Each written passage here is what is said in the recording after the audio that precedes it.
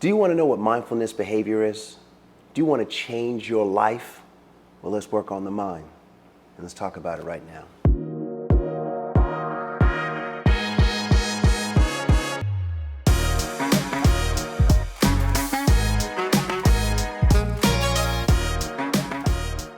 Mindfulness behavior, man, it's mental exercise, it's brain gym, it's reading, it's meditating, it's being in a bad situation, a terrible situation, and finding the good in it.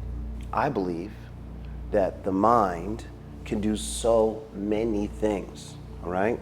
And it depends on what type of mindset you have, okay?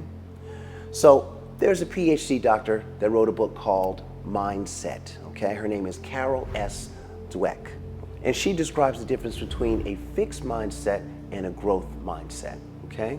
So the fixed mindset is one that believes that you were born as intelligent as you ever will be.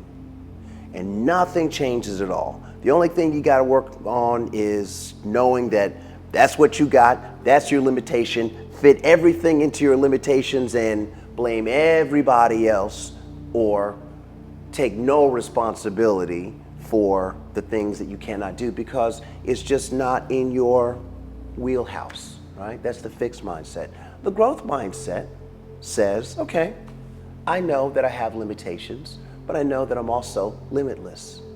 And with my limitations and limitless nature, I am going to be open-minded and be willing to make attempts at being better.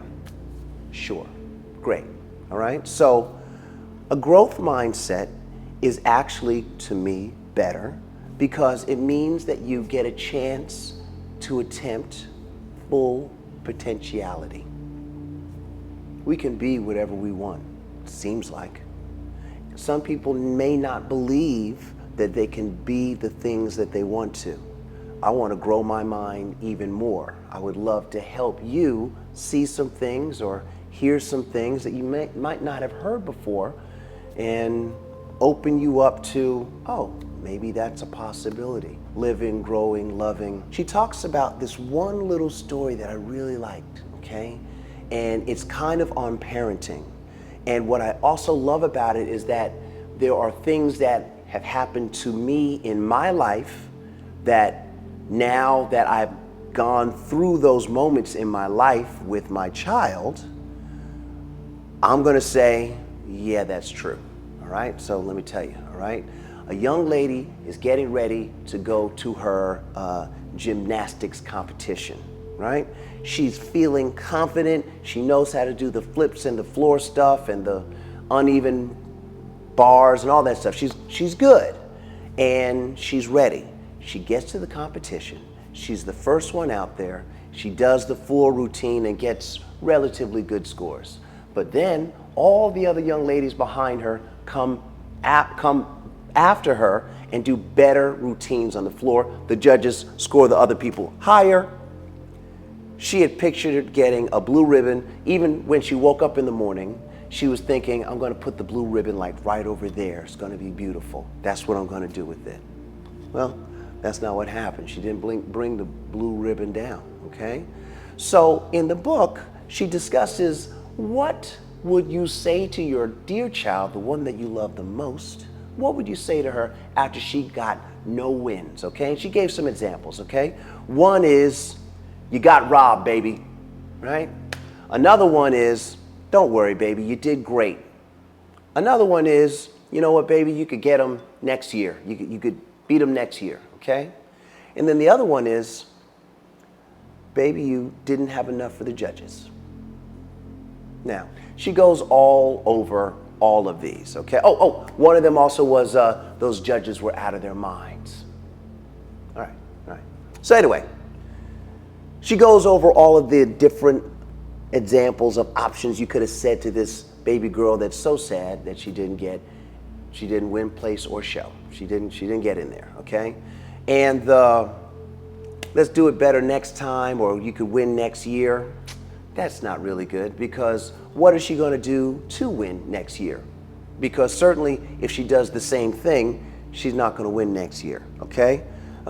You could blame the judges, okay, but now you have a little girl that thinks that she did well, and nobody thought that she did well.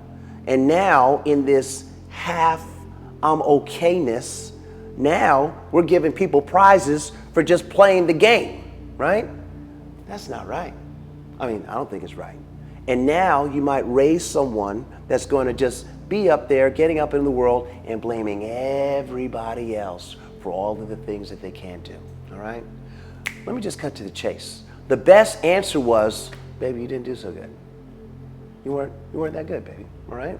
Now, instead of putting it quite like that, you could soften it up a little bit with, baby, I know it's hard that you didn't win and you did your best, but it didn't show here. But those young ladies that got higher scores, maybe they practiced harder than you, trained harder than you, and if you really want to win, you have to train and practice as hard or harder than your competition. Or you could practice the way that you practice and just do gymnastics for fun. But it's your choice. All right, well, she took that to heart. She came back next year. Out of the 5 trophies that you could win, she got 3 out of 5 trophies, #1 spots, because she trained and practiced very hard in order to make sure that she was gonna win. And she won, all right? But what happened was that her father gave her an opportunity to see the big picture and not come from an ego perspective, all right? He said, you weren't good enough. And the other ladies were better than you. And they were better than you for reasons that are pretty much unknown. But if you want to get better, you have to do better. And that's now what I'm saying to me. I got to do better. I got to get more practice in, more reps, more rounds in, because that will make me better for you. So when we're practicing mindfulness behavior, it kind of goes like this, all right? Now, that story with the young lady is similar to another thing that happened, okay? So when my daughter would fall down, I was a first-time father, and I got some information from a friend of mine that made it so much better for me to communicate what I feel like I needed to communicate to my daughter, right? And this is his story that he told me. He had 2 sons, older son, younger son. The older son was a skateboarder. On this day, it was his son's turn, his youngest son's turn to go skateboarding. Got him all geared up with the elbow pads, knee pads, headgear. Let's do it, right? So the older son takes off and he's on the road in the skate park, right? Now the younger son gets on and he's going, he gets a little speed and he's going, he falls and busts it. Bullshit. He falls, okay? He falls so hard that even his father, who wasn't anywhere around him, he was like, ooh, right?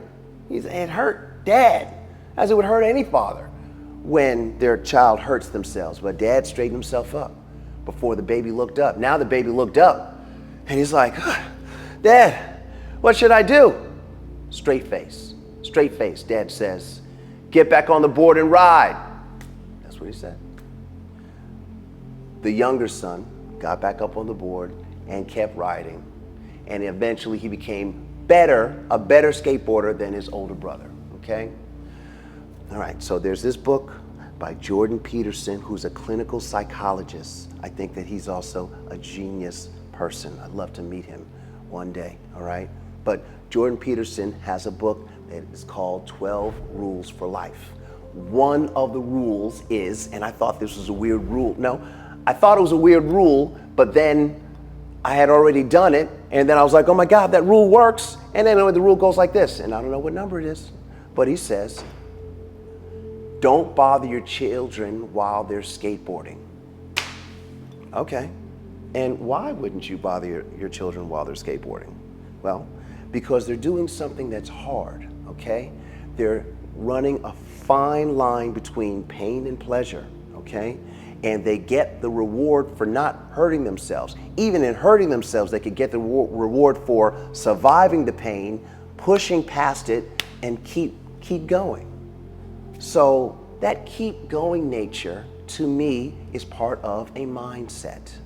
That mindset can be lent to your growth mindset so that we can move on in this world knowing that the things that we want may be just outside of our reach, but all things are attainable with proper effort, right? Mindfulness behavior, when I talk to my patients, I want them to know that a positive attitude counts. I want them to know that gratitude counts, and also that forgiveness counts. You have to forgive yourself and you have to forgive other people, because if you keep being mad at someone, no, I'm not going to forgive them. No, I'm not. No, I'm not. Well, they're okay, but you're not, because you're still sticking to this thing that somebody did to you some time ago. You got to let that thing go. All right? Why? Because it's keeping you stuck in a spot that is not a great spot for you to be stuck in. Free yourself. Like like Morpheus. Free your mind, okay? And in freeing your mind, things like meditation can help make your world wonderful, all right? But it's a practice that someone would have to take up for a while, for a little time, to make sure that it sinks in, you get your consistency, and then you get the change that you believe should happen. And that change is never free. Nothing is free. You have to work for everything. It's just what it is. But after work comes the goal. And once you reach your goal, it's time to set new goals. Mindfulness behavior, y'all. Tell me in the comments what you do as in mindfulness behavior for yourself. Do you meditate? Do you have forgiveness? Do you have gratitude? I definitely want to talk to you about it. Please leave a comment below, and thank you so much for watching.